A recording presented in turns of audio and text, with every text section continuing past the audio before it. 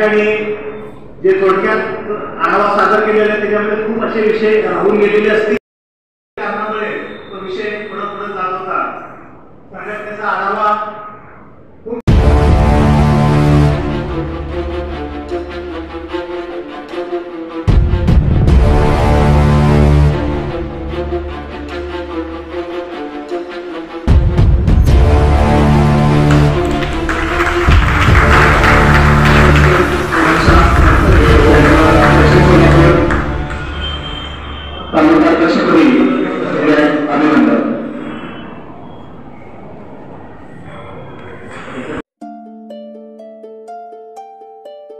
सर्व लोक तुमच्या जिल्हाध्यक्षाकडे देतात, विषय कोणताही असतो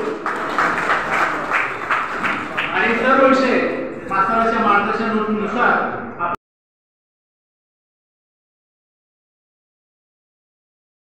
कारणामुळे तो विषय पुढे पुढे जात होता. सगळ्यात त्याचा आढावा दिवसातून 4 ते 5 असे विषय आपण मार्गी लावतो.